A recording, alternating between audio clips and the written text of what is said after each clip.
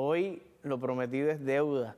Nos habíamos quedado cortos de tiempo y tenemos nuevamente a nuestro querido Monseñor Roberto González Nieves. Bienvenido, Monseñor. Bueno, saludos, Padre Jorge, paz y bien. Y para usted también. Qué bueno aquí poder continuar este diálogo tan interesante de estos años de su vida. Estuvimos en el primer programa hablando de esa historia familiar y tan bonita, ¿no? Cómo fue cimiento de lo que hoy es su vocación, su ministerio. Y pues nos quedamos cortos de tiempo para hablar de esos años de ministerio, que son unas cuantas décadas, y que hoy pues esperemos poder resumirlas en este programa. Monseñor, nos quedamos ahí hablando pues de esa experiencia de esos más de 10 años en el seminario, esas dificultades también que tuvo por ser latino, por ser boricua, por el idioma y demás, cómo las fue superando y cómo todo eso pues fue forjando ese corazón, esa estructura, esa estamina, como usted la llamaba, esa disciplina, le ayudó tanto la académica, formativa y deportiva para hoy su ministerio. ¿Cómo fue llegar a ese último año, después de 13 años de formación, y cuando le comunican está listo para el próximo paso, recibir el orden ministerial a través de ese primer paso del diaconado? Cuando se lo comunican y cómo la recibe esa noticia usted. Pues después de tantos años de preparación, ¿verdad? Todos los años nos evaluaban y cada vez que te aprobaban para pasar a otro año, pues uno se iba acercando a la ordenación, primero como diácono, luego como sacerdote. Y es decir, como ya uno había pasado por tantas etapas, al llegar a la final, al momento final, pues se esperaba ya comenzar el ministerio. Curiosamente, cuando nos fuimos a ordenar de diáconos, el provincial nos pidió que sometiéramos 3 opciones de 3 diferentes lugares apostolados. Mira. Y yo, mis 3 opciones fueron el apostolado con los trabajadores agrícolas, los migrantes de Puerto Rico, en Nueva Jersey, en la Florida, Pensilvania.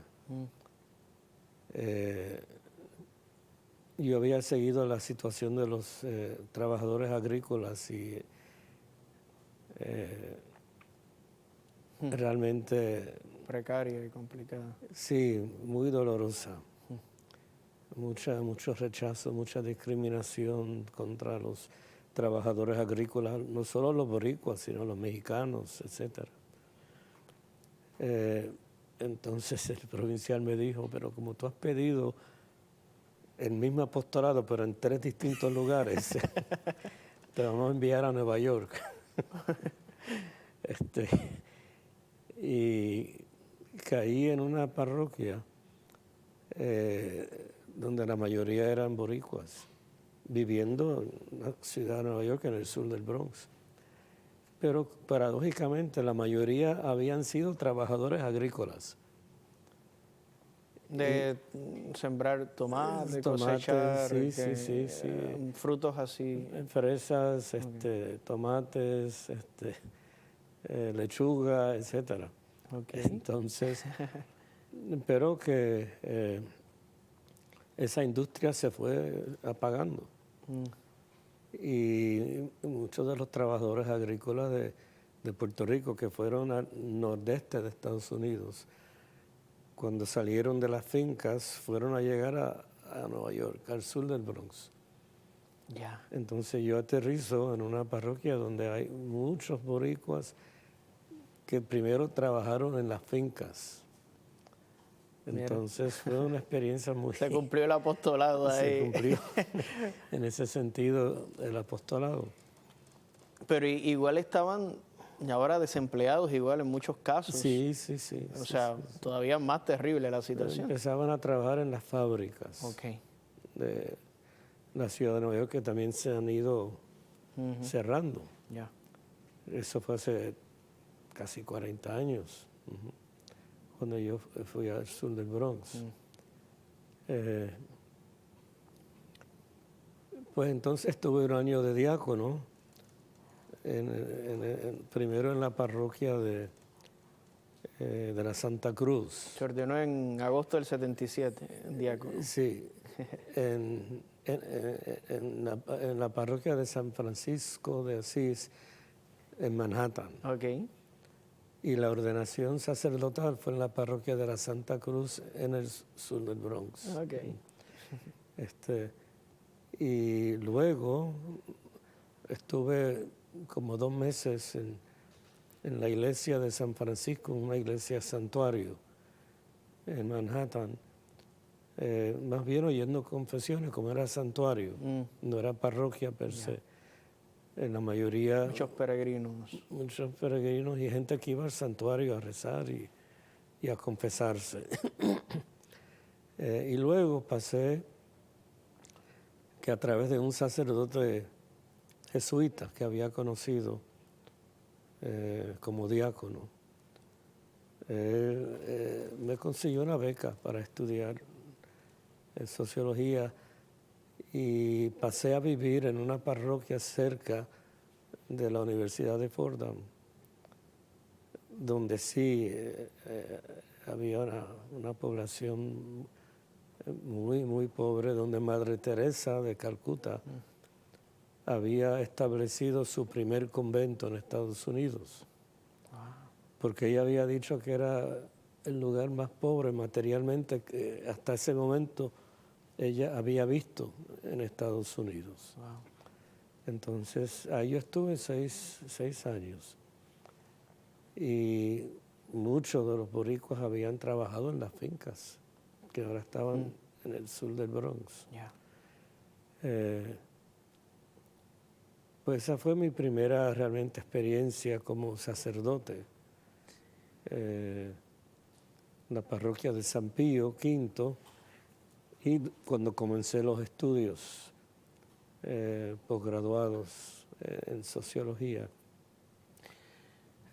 ¿Cómo fue esos primeros inicios de vida ministerial en ese santuario? Por ejemplo, ya ahora este joven sacerdote confesando, preparando almas para el Señor, experiencias que recuerde anecdóticas o bonitas con jóvenes o adultos que fueron ya confirmando, ahora ya estoy en propiedad aquí y definitivamente yo nací para esto. ¿Alguna experiencia que recuerden esas comunidades pobres? Sí. En el santuario, en la iglesia del santuario, solo estuve como 3 meses. Okay. Pero sí, me conmovía profundamente la experiencia de escuchar, de confesar, de dar la absolución. Hay una oración que se puede decir después de dar la absolución que a mí siempre me ha calado profundamente, cuando el sacerdote puede decir: el Señor, ¿cómo es que? Por el bien que hagas, por el mal que puedas sufrir, el Señor te conceda la vida eterna. Es decir, por el bien que hagas, por el mal que puedas sufrir. Porque en la vida se experimenta bien y el mal. Y son las grandes tentaciones que hay que ir toreando durante la vida. Pues esos meses me dieron una experiencia muy íntima, realmente, de vivir la misericordia del Señor, confesando. Y yo también confesándome también de vez en cuando. Y luego en la parroquia en una situación tan diferente, ¿no? De tanta necesidad. Fueron los años de los fuegos en el sur del Bronx. Habían bloques y bloques y bloques y bloques de edificios quemados, escuelas quemadas, que parecía Berlín después de la Segunda Guerra Mundial. De hecho, donde yo vivía, mi habitación, cuando yo miraba hacia afuera, yo miraba una escuela pública que había sido quemada. Y una población económicamente muy pobre, pero espiritualmente muy rica. Esos años me enseñaron la riqueza de nuestra gente pobre, su riqueza espiritual, su riqueza cultural, cómo mantenían las tradiciones de Puerto Rico. Qué bonito. En Navidades, el lechón asado se asaba en el techo Oh, wow. de los edificios. Y las misas de aguinaldo se daban por la tarde porque por la mañana El frío. el frío era devastador, no se podía. Wow. Pero yo celebraba las misas de aguinaldo por la tarde a las 7 y después la gente salíamos todos a dar parrandas. Como unas posadas. Bueno, no tanto posadas, sino combo. Parrandear. Todavía yo creo que para esa época nosotros no habíamos conocido esa tradición mexicana de las posadas. Eso llegó a Puerto Rico, llegó a los boricuas de la diáspora después. No sé si las posadas tienen su origen en España, pero ciertamente las misas de aguinaldo tienen su origen en el sur de España, en Sevilla y Andalucía. Pero maravilloso cómo nuestra gente mantenía su identidad cultural y su idioma fuera de Puerto Rico. Qué bien. Ahí está realizando este servicio mientras estudiando su doctorado. Entiendo que va de profesor también a la universidad en sociología. Y en ese proceso, sacerdote joven, con todo este ímpetu, toda esta fuerza, todo este deseo de servir, la Iglesia, a través del Papa hoy, San Juan Pablo II, le llama jovencito al otro grado del orden, como obispo en el año 88. Apenas con 38 años, ¿no? Esa es mi edad hoy, no me imagino yo que me estén llamando hoy, no me imagino con 38 años a este ministerio. ¿Cómo surge eso? ¿Cómo recibe la noticia? Y decir, y ahora, o sea, yo estoy aquí muy bien sirviendo, ¿para dónde me lleva a la iglesia? Bueno, un sentimiento de mucha indignidad ante ese reto, ante el ministerio episcopal. Curiosamente, cuando yo había estudiado sociología, sobre todo la sociología de la religión, me topé, un profesor me asignó leer unos tomos sobre el jíbaro polaco. Y leyendo esos tomos sobre el jíbaro polaco que había emigrado y la experiencia polaca de la emigración y lo que vivió también en Estados Unidos, que no fue muy distinto a lo que vivió nuestra gente. Pues un día encontré una cita de un sociólogo ruso, de un estudio que él había hecho de los obispos de Polonia. Y un obispo que él había estudiado fue Wojtyła, el futuro papa. Wow. Y entonces yo por mi cuenta decidí darle seguimiento a esas lecturas. y pude leer sobre la pastoral de los obispos polacos ante la migración y la diáspora polaca, y eso me dio ideas para la situación nuestra.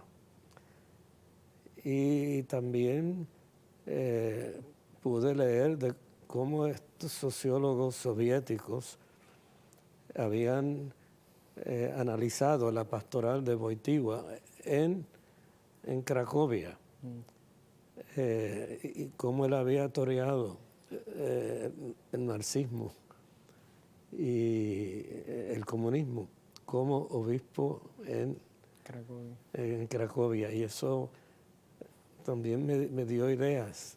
Es decir, aunque no lo conocía personalmente, Sí, sí. al futuro Papa, que me nombró obispo, ya lo conocía desde otra perspectiva. Wow. Pastoral. En la literatura sociológica Interesante. de la Unión Soviética, que quería destruir realmente la iglesia Claro. en Polonia. Entonces, en ese sentido, me identifiqué mucho con el Papa Juan Pablo.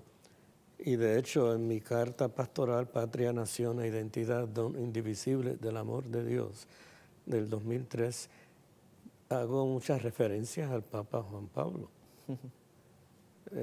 Porque en gran medida esa carta se inspira en la mentalidad, la antropología, la teología de Juan Pablo II. Qué bien. Y sobre todo su último libro, que se llama, antes de morir, Memoria e Identidad. Memoria e Identidad. Qué bien. Que ese es un diálogo que nos hace falta mucho en Puerto Rico. Ya. La memoria, sí, importante. Y la identidad. Identidad. Qué bien. Ahí es nombrado obispo auxiliar de Boston. Está ahí hasta el año 95. 95. ¿Qué experiencia en ese espacio, ¿verdad?, de tiempo, obispo joven, qué ministerio particular le tocó Bueno, el asumir? arzobispo de Washington, de Boston en aquel momento era el cardenal Law. ¿No? Y él había dividido la arquidiócesis en regiones.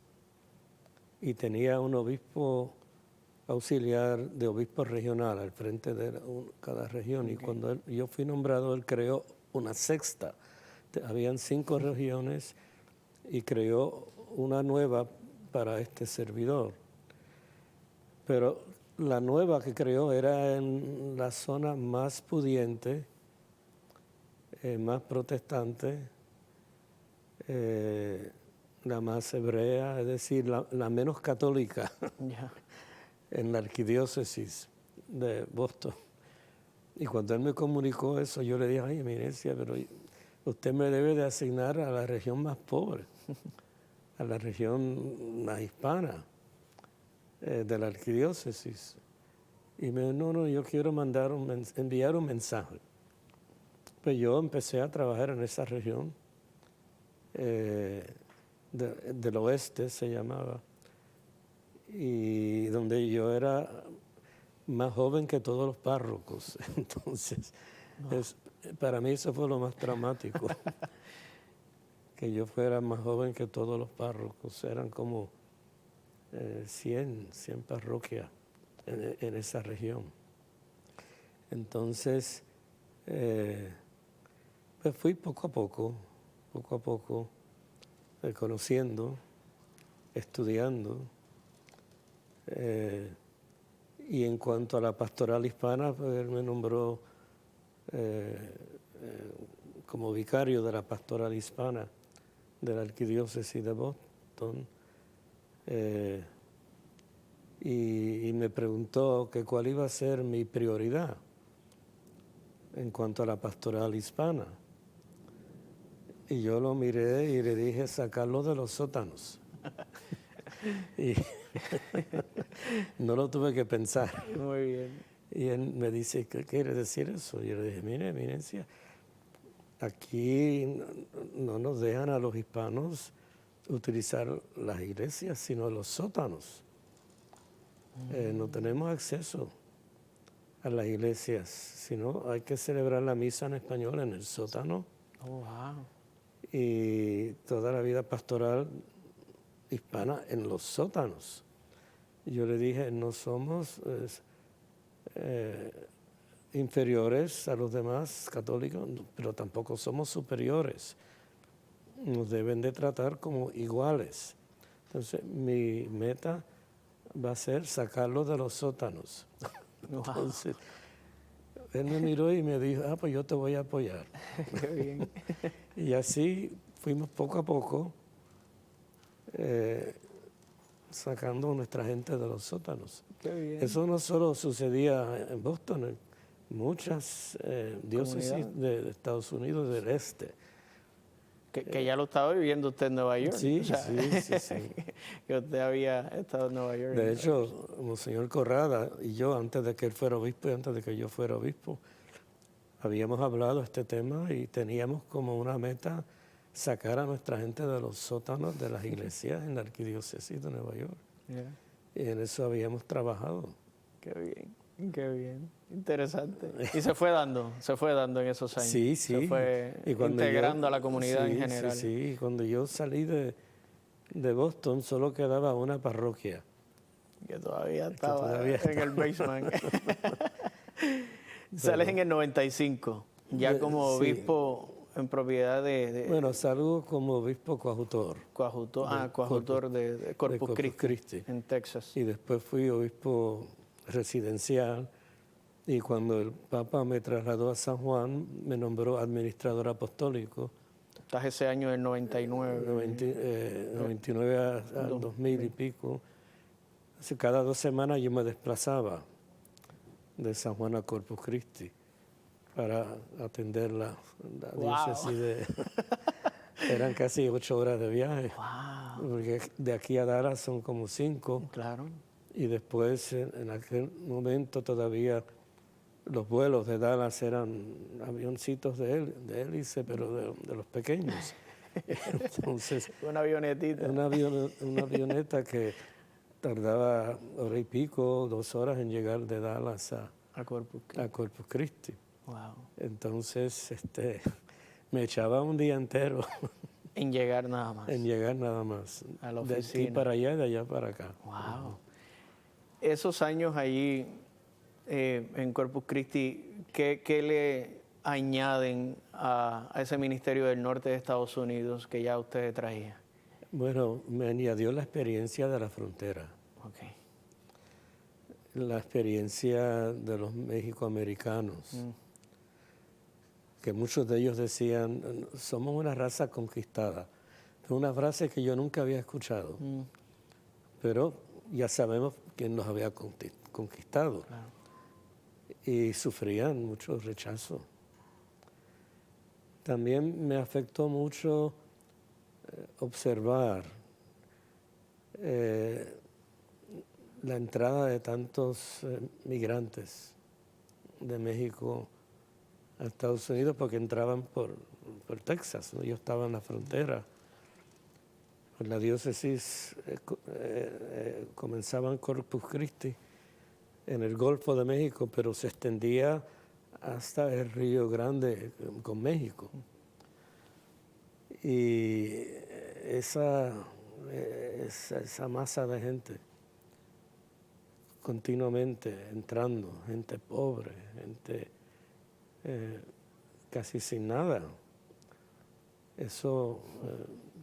¿Tenía la iglesia algún apostolado en algunas parroquias? Sí, ¿Estaba sí, establecido sí. algo de Lo acogida? puedo decir ahora, años después, mi antecesor como obispo había establecido una casa para acoger inmigrantes de paso, pero una casa subterránea, ilegal, que hizo mucho bien y que yo decidí continuar. Calladito por ahí. Una casa donde se acogían a gente sin papeles. Wow. Y se les daba resguardo, alimentos. Sí, sí, sí. Casa, comida, cama, techo. Venían con niños Y sí, todo. sí. Y después se unían a un tren subterráneo que se había organizado para caminarlo hacia el norte. Ah, qué bien. Eso fue lo que más me impactó durante esos años. Sí, sí. Wow, wow, wow. Y cada sacerdote, pues me imagino, creando una sensibilidad y usted animándole en Sí, ese... eso puedo decir, la mayoría de los curas eran muy, muy compasivos Qué bonito. y trataban muy bien a esos emigrantes. Qué bien. Me imagino que por eso cada vez le animaba, ¿no? Sí le costaba el viaje y demás, pero poder seguir encontrándose Sí, con sí, esta sí, sí. realidad. Y fueron los años fuertes de Vieques, que Ya. estaba aquí 2 semanas y estaba allá 2 semanas. 99, 2000, sí, 2000, wow. Pero fueron años muy... que me dieron mucha alegría. Qué bien. Servir.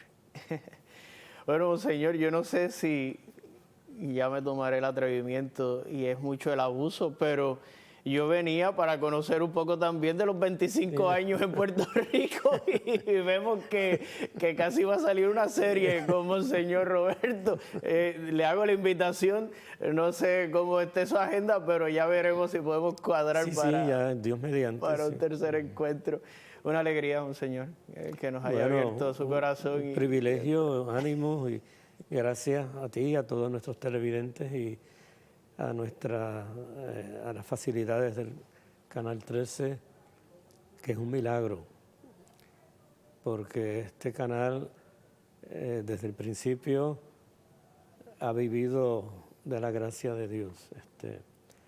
Mi antecesor, el cardenal Aponte, compró este canal hace ya como 40 años, creo, 50, no sé si tanto. Pero desde que se compró el canal nunca ha habido un superávit. Siempre este canal ha sobrevivido de la generosidad de nuestra gente y sobre todo de nuestra gente mayor, nuestra gente, los que están jubilados y que se sacrifican con sus oraciones y con sus donaciones para que este canal pueda sobrevivir. Es realmente un milagro este canal y les animo a seguir aportando, ¿verdad?, con sus chavitos para que este canal pueda servir y ofrecer un mensaje evangelizador y también un sano entretenimiento, porque en la vida hace falta de todo. Es interesante, hace 2 o 3 días el Papa Francisco recibió en el Vaticano un grupo de 100 comediantes. Hicieron bromas con el Papa y él también se tiró sus 2 o 3 bromas. Y el Papa compartió en esa audiencia una oración que recomiendo, que es la oración de Santo Tomás Moro, para mantener el buen humor. Y pueden acceder a la oración a través del internet, a través de Google. Pongan oración Santo Tomás Moro para mantener el buen humor. Y en unos tiempos de tantas vicisitudes, tantas dificultades, huracanes, terremotos, la pandemia, Luma, tantas dificultades que nos encontramos en nuestro diario vivir, esa oración te va a ayudar, me ha ayudado, nos ayuda a todos para mantener un sano equilibrio y un buen humor ante las altas y las bajas de la vida. El Señor les bendiga y les proteja siempre.